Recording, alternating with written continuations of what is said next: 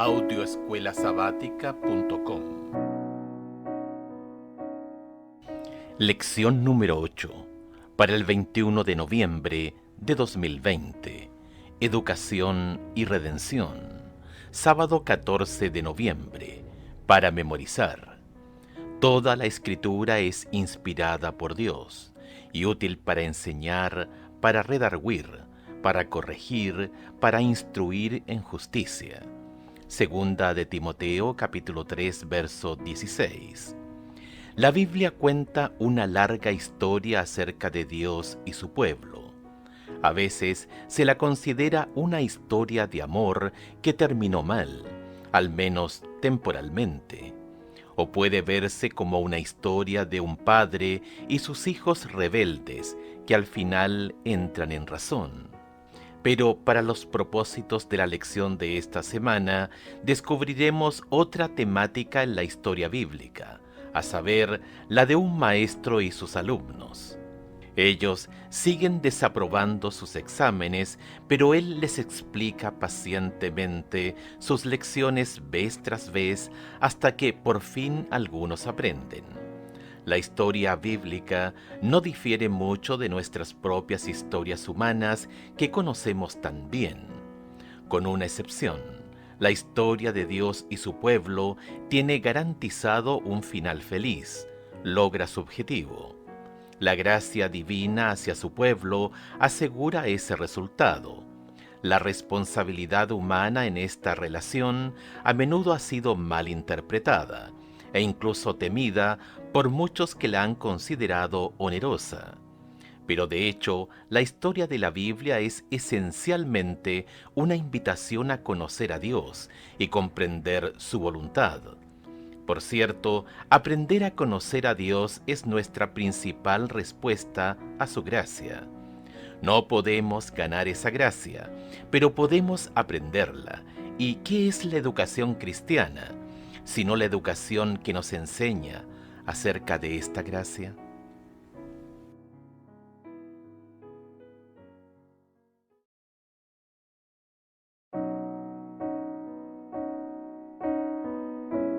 Audioescuelasabática.com. Domingo 15 de noviembre, a imagen de Dios. Escucha Génesis capítulo 1, versos 26 y 27, y capítulo 5, versos 1 y 3. ¿Qué nos enseñan estos versículos acerca de cómo Dios creó originalmente a la humanidad y lo que sucedió con la humanidad después del pecado?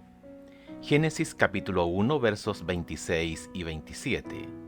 Entonces dijo Dios: hagamos al hombre a nuestra imagen, conforme a nuestra semejanza, y señoree en los peces del mar, en las aves de los cielos, en toda la tierra, y en todo animal que se arrastra sobre la tierra.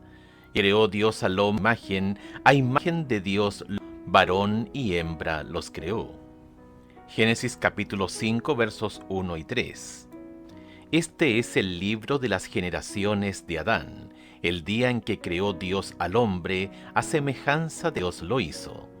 Y vivió Adán 130 años, y engendró un hijo a su semejanza, conforme a su imagen, y llamó su nombre Set. La frase "a imagen de Dios" ha cautivado a los intérpretes de la Biblia durante siglos. ¿Cuál es esta imagen con la que se creó a los primeros seres humanos? Por ejemplo, ¿significa que Dios se miró en un espejo y formó su nueva creación parecida a sí mismo? ¿O significa que los seres humanos se asemejan más a Dios que a todas las demás formas de vida?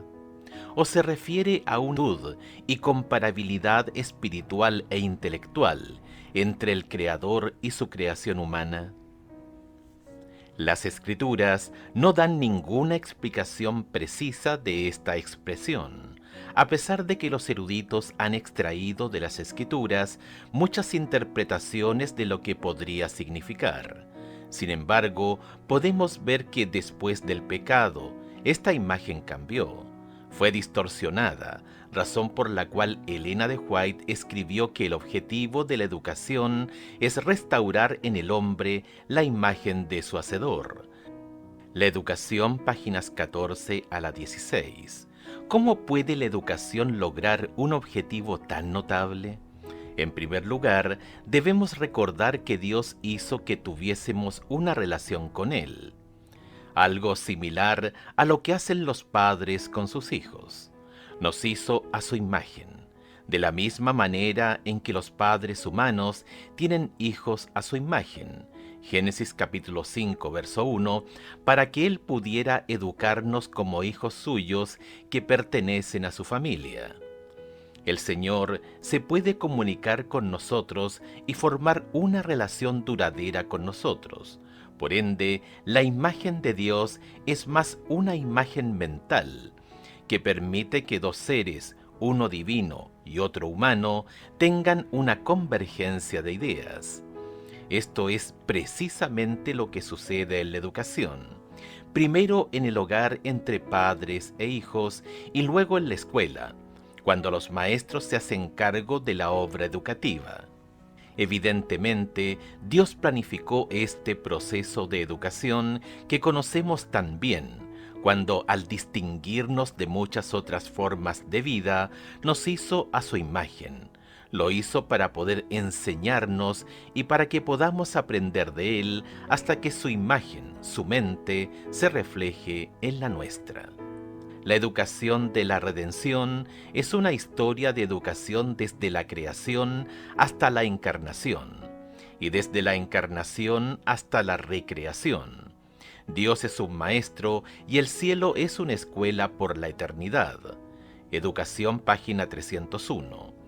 ¿Cuáles son las implicaciones de este pensamiento para nuestro compromiso con la educación cristiana en el hogar, en la iglesia, en la escuela, en la universidad y durante toda la vida?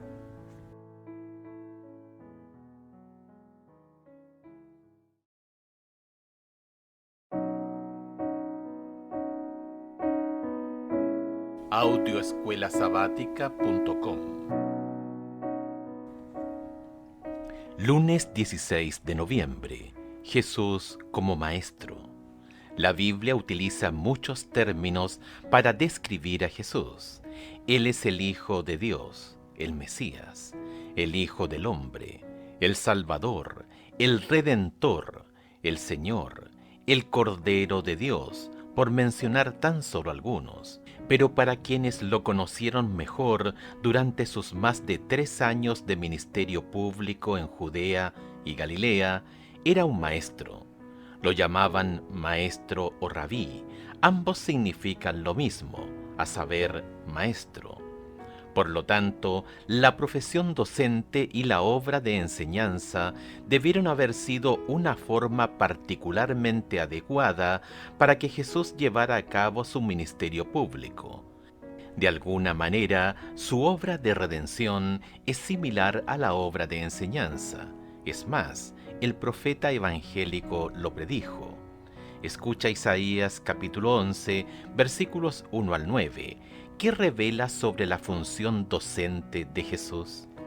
Saldrá una vara del tronco de Isaí, y un vástago retoñará de sus raíces, y reposará sobre él el espíritu de Jehová, espíritu de sabiduría y de inteligencia, espíritu de consejo y de poder, espíritu de conocimiento y de temor de Jehová, y le hará entender diligente en el temor de Jehová. No juzgará según la vista de sus ojos, ni argüirá por lo que oigan sus oídos, que juzgará con justicia a los pobres, y argüirá con equidad por los mansos de la tierra. Y herirá la tierra con la vara de su boca, y con el espíritu de sus labios matará al impío. Y será la justicia cinto de sus lomos, y la fidelidad ceñidor de su cintura. Morará el lobo con el cordero, y el leopardo con el cabrito se acostará. El becerro y el león y la bestia doméstica andarán juntos, y un niño los pastoreará. La vaca y la osa pacerán, sus crías se echarán juntas, y el león como el buey comerá paja. Y el niño de pecho jugará sobre la cueva del aspid, y el recién destetado extenderá su mano sobre la caverna de la víbora. Y no harán mal ni dañarán en todo mi santo monte, porque la tierra será llena del conocimiento de Jehová, como las aguas cubren el mar. Una de las profecías mesiánicas más sorprendentes en las Escrituras se encuentra en Isaías capítulo 11. Los versículos 1 al 3 retratan al Mesías venidero en términos educativos, alguien que aporta conocimiento, consejos, sabiduría y entendimiento. Todo el pasaje concluye con esta notable promesa: la tierra será llena del conocimiento de Jehová, como las aguas cubren el mar. Isaías capítulo 11, verso 9. Quizás esas enseñanzas de las Escrituras hayan sido las que inspiraron a Elena de White en su libro sobre la educación a señalar que la obra de la educación y la obra de la redención son una. Ver la Educación capítulo 30. Escucha Juan capítulo 3 versos 1 al 3. Nicodemo se dirigió a Jesús como un rabino y además identificó que los dones de enseñanza de Jesús provenían de Dios, debido a las señales que Jesús realizó, sus milagros y sus revelaciones sobre el significado de la vida. Indudablemente, Jesús reconoció el origen de sus dones de enseñanza, si bien no el título que éste le dio, cuando respondió a Nicodemo que debía nacer de nuevo, para ver, comprender y entrar en el reino de Dios. Esto significa que la autoridad para enseñar a los demás, incluso en el caso de Jesús, proviene de Dios. Juan capítulo 3 versos 1 al 3. Había un hombre de los fariseos que se llamaba Nicodemo, un principal entre los judíos. Este vino a Jesús de noche y le dijo: Rabí, sabemos que has venido de Dios como maestro, porque nadie puede hacer estas señales que tú haces si no está Dios con él. Y respondió Jesús y le dijo: de cierto te digo, que el que no naciere de nuevo no puede ver el reino de Dios. Sin duda, la enseñanza es un don de Dios, es encomendado por Dios, fue adoptado por Jesús, y quienes reciben la enseñanza reconocen que tiene autoridad divina. ¿Cuál es nuestro papel al observar el cumplimiento de esta profecía en cuanto al conocimiento del Señor que se esparce por todo el mundo?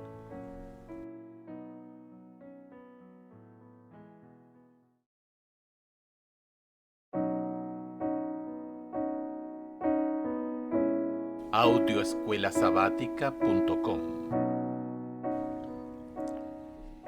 Martes 17 de noviembre. Moisés y los profetas. Escucha segunda de Timoteo capítulo 3, versos 14 al 17, que nos enseñan estos versículos sobre el papel de las Escrituras en la educación cristiana. Pero persiste tú en lo que has aprendido y te persuadiste, sabiendo de quién has aprendido, y que desde la niñez has sabido las sagradas Escrituras, las cuales te pueden hacer sabio para la salvación por la fe que es en Cristo Jesús. Toda la Escritura es inspirada por Dios, y útil para enseñar, para redarguir, para corregir, para instruir en justicia, a fin de que el hombre de Dios sea perfecto, enteramente preparado para toda buena obra. La palabra para la primera parte de la Biblia, la Torá, a veces se traduce como la ley, en parte porque hay muchas leyes en estos libros, pero la Torá realmente significa enseñanza o instrucción.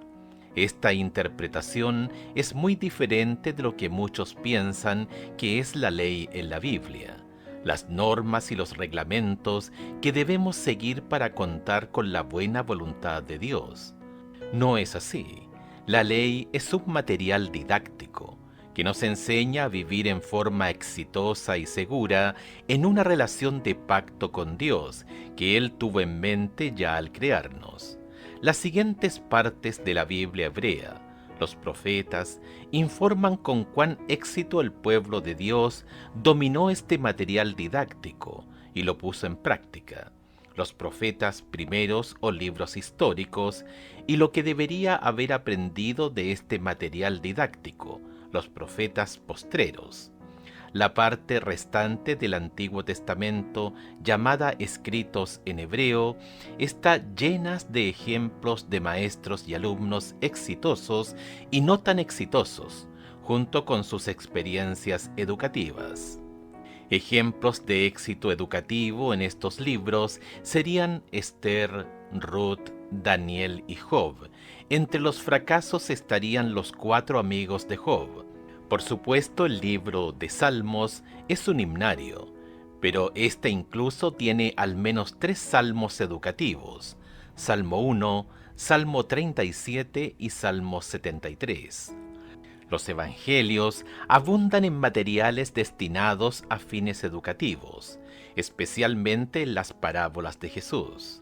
Muchas de las cartas de Pablo comienzan con una fuerte proclamación del Evangelio, pero terminan con material educativo, lecciones prácticas sobre la vida diaria de los cristianos.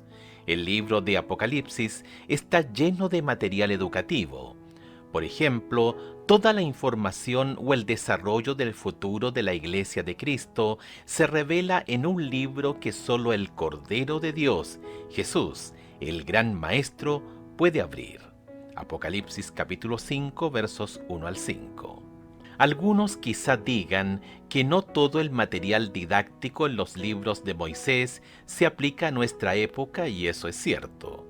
Deuteronomio capítulo 17 versos 14 al 20, las indicaciones relacionadas con los reyes, tiene algunas instrucciones muy explícitas sobre la selección de alguien para ocupar el cargo real. Hoy, por supuesto, no elegimos reyes en nuestra iglesia. ¿Cómo determinamos la aplicación adecuada de todo este material didáctico de las Escrituras para nuestro tiempo?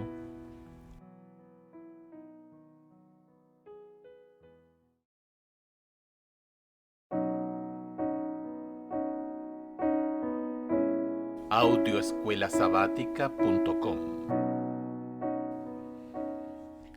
Miércoles 18 de noviembre. Los sabios. Las palabras escuela, estudio y educación se entienden claramente en la actualidad, pero no son comunes en la Biblia. Hay una palabra sabiduría, sabio, que es mucho más común. Por ejemplo, el Antiguo Testamento menciona a hombres y mujeres sabios. Segunda de Samuel capítulo 20 verso 16, Proverbios capítulo 16 verso 23. Escucha Primera de Reyes capítulo 4 versículos 29 al 34. ¿Qué nos enseña esto sobre la importancia de la sabiduría? Y Dios dio a Salomón sabiduría y prudencia muy grandes, y anchura de corazón como la arena que está a la orilla del mar. Era mayor la sabiduría de Salomón que la de todos los orientales y que toda la sabiduría de los egipcios. Aún fue más sabio que todos los hombres, más que Etán Esraíta y que los Emán, Calcol y Darda, hijos de Maol, y fue conocido entre todas las naciones de alrededor. Y compuso 3000 proverbios, y sus cantares fueron 1005. También disertó sobre los árboles, desde el cedro del Líbano hasta el hisopo que nace en la pared. Asimismo disertó sobre los animales, sobre las aves, sobre los reptiles y sobre los peces. Y para oír la sabiduría de Salomón venían de todos los pueblos y de todos los reyes de la tierra, a donde había llegado la fama de su sabiduría. El rey Salomón se destaca como un hombre muy sabio que habló con autoridad sobre la vida animal y vegetal, y compuso proverbios con gran sabiduría, es decir, como hombre culto. Primera de Reyes capítulo 4 versos 29 al 34. Los libros de Proverbios y Eclesiastés contienen muchas enseñanzas sabias sobre diversos temas atribuidas a Salomón, así como a otros sabios maestros de la antigüedad. Proverbios capítulo 1, verso 1, capítulo 25, verso 1, capítulo 30, verso 1, capítulo 31, verso 1. Según la Biblia, la sabiduría es muy semejante a nuestra educación actual. Es algo que uno aprende de padres y maestros, especialmente de joven. Eclesiastés capítulo 12, verso 1, pero en realidad una persona acumula sabiduría a lo largo de la vida. En segundo lugar, la sabiduría generalmente tiene un lado práctico. Por ejemplo, aprende de las hormigas, que recogen en el verano para tener suficiente provisión para el invierno. Proverbios capítulo 6, versos 6 al 8. Con todo, la sabiduría no es solo práctica, también tiene un lado teórico, ya que comienza con la fe en Dios y sigue ciertos principios fundamentales. Proverbios capítulo 1, verso 7. La sabiduría nos ayuda a vivir de manera responsable y en beneficio de los demás, y también nos ayuda a protegernos de la desgracia.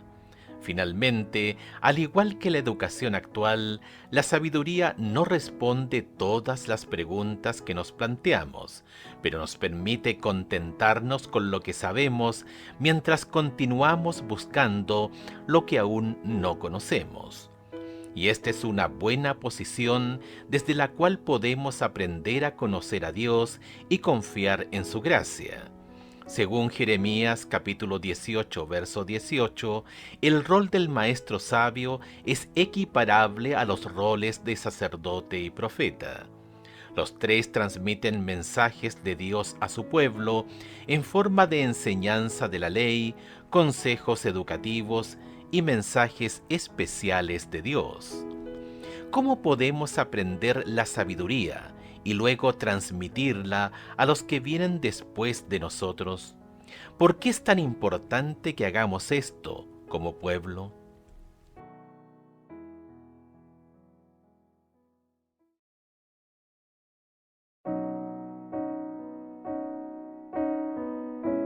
Audioescuelasabática.com.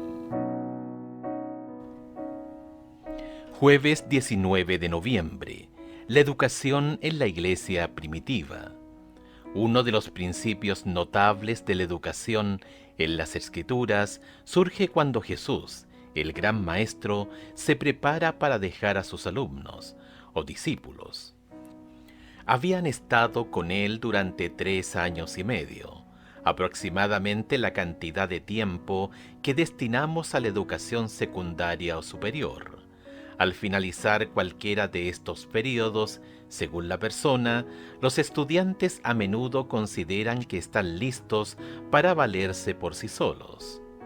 Pero Jesús sabía más, y por eso proporcionó a sus seguidores educación continua bajo la tutela del Espíritu Santo. En otro lado se identifica a ese maestro o guía como consolador o abogado, en griego parakletos, que les será dado a los seguidores de Jesús en forma permanente. Juan capítulo 14 versos 16 y 17. Se lo identifica como el Espíritu de verdad. Si bien el Espíritu Santo no se identifica como educador, la obra del Espíritu indudablemente es educativa, especialmente con lo que respecta a buscar y encontrar la verdad. Escucha 1 de Corintios capítulo 2 versos 1 al 16, que dice Pablo que es sumamente importante en el contexto de la educación. Así que, hermanos, cuando fui a vosotros para anunciaros el testimonio de Dios, no fui con excelencia de palabras o de sabiduría, pues me propuse no saber entre vosotros cosa alguna sino a Jesucristo y a este crucificado. Y estuve entre vosotros con debilidad y mucho temor y temblor, y ni mi palabra ni mi predicación fue con palabras persuasivas de humana sabiduría, sino con demostración del Espíritu y de poder, para que vuestra fe no esté fundada en la sabiduría de los hombres, sino en el poder de Dios. Sin embargo, hablamos sabiduría entre los que han alcanzado madurez, y sabiduría no de este siglo, ni de los príncipes de este siglo que perecen. Mas hablamos sabiduría de Dios en misterio, la sabiduría oculta, la cual Dios predestinó antes de los siglos para nuestra gloria, la que ninguno de los príncipes de este siglo conoció, porque si la hubieran conocido, nunca habrían crucificado al Señor de gloria. Antes bien, como está escrito, cosas que ojo no vio ni oído oyó, ni han subido en corazón de hombre, son las que Dios ha preparado para los que le aman. Pero Dios nos la reveló a nosotros por el Espíritu, porque el Espíritu todo lo escudriña, aún lo profundo de Dios. Porque ¿quién de los hombres sabe las cosas del hombre, sino el Espíritu del hombre que está en él? Así tampoco nadie conoció las cosas de Dios, sino el Espíritu de Dios.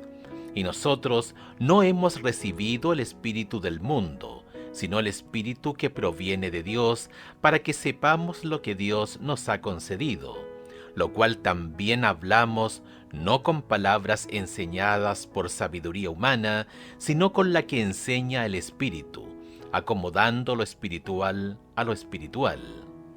Pero el hombre natural no percibe las cosas que son del Espíritu de Dios, porque para él son locura, y no las puede entender, porque se han de discernir espiritualmente. En cambio, el espiritual juzga todas las cosas, pero él no es juzgado de nadie. Porque ¿quién conoció la mente del Señor? ¿Quién la instruirá? Mas nosotros tenemos la mente de Cristo. Pablo comienza recordando a la iglesia de Corinto que cuando fue a ellos por primera vez no habló de nada más que de Jesucristo y de su crucifixión. Primera de Corintios capítulo 2 verso 2. Nada de sabiduría astuta, solo la proclamación del Evangelio. Pero ese no fue todo, capítulo 2, verso 6, porque una vez que estos nuevos cristianos maduraran, el apóstol volvería para enseñarles sabiduría, las cosas que Dios escondió antes del comienzo del mundo, capítulo 2, verso 7, incluso las cosas profundas de Dios, capítulo 2, verso 10. Todo será estudiado bajo la guía del Espíritu de Dios cuando éste se una al espíritu del alumno. ¿Cuán profundo será ese estudio y cuánto acceso al aprendizaje habrá para quienes sean guiados por el Espíritu? El capítulo concluye con una cita del profeta Isaías. ¿Quién enseñó al Espíritu de Jehová o le aconsejó enseñándole? Isaías capítulo 40, verso 13. El profeta que hablaba a la gente común de su época diría que nadie puede hacer eso. Pero Pablo corrigió esa percepción al concluir: nosotros tenemos la mente de Cristo, lo que significa que los cristianos llenos del Espíritu tienen acceso incluso a la mente de Dios y por lo tanto a cualquier cantidad de aprendizaje y entendimiento. Primera de Corintios capítulo 2 versos 10 al 13, necesarios para conocer el camino de la justicia.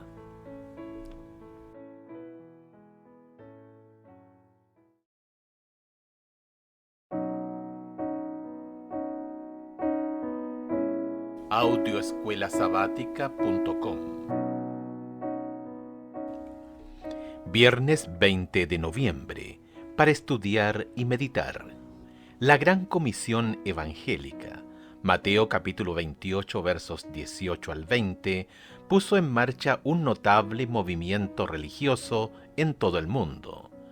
Aquí unos pocos apóstoles o misioneros, las dos palabras significan lo mismo, los que son enviados, recorrieron todo el mundo y reunieron alumnos, los convirtieron en discípulos, los llamaron a creer en Jesús, los bautizaron y procedieron a enseñarles todas las cosas que Jesús les había mandado.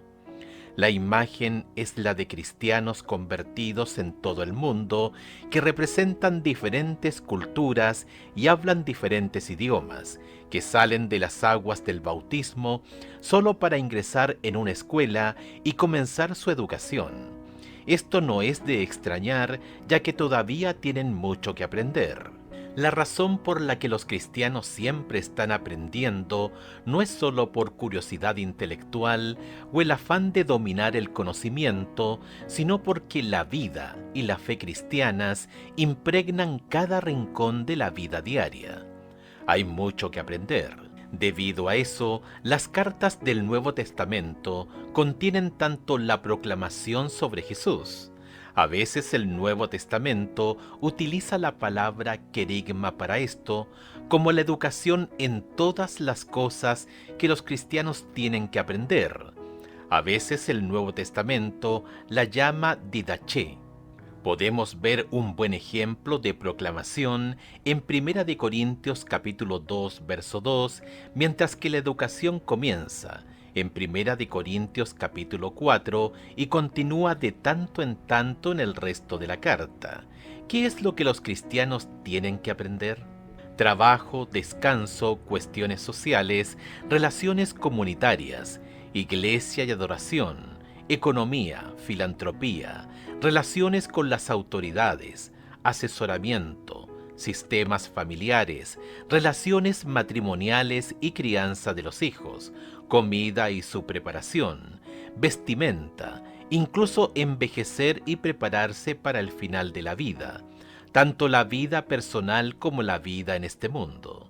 Ser cristiano significa aprender algo sobre todas estas cosas y más. Comprenderlas no es algo que suceda naturalmente, hay que aprenderlas. Preguntas para dialogar. 1. ¿Cuán importante es la obra educativa para la misión de la Iglesia? 2. ¿Qué quiso decir Elena de White cuando escribió El cielo es una escuela?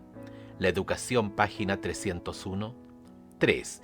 Vuelve a leer 1 de Corintios capítulo 2 versos 1 al 16. Observa lo que dice Pablo acerca de lo que Dios nos revela mediante la iluminación. Piensa en su declaración de que los gobernantes y la sabiduría de la época perecen. Si él pudo decir esto en aquel entonces, ¿qué decir de parte de la sabiduría de nuestra época también?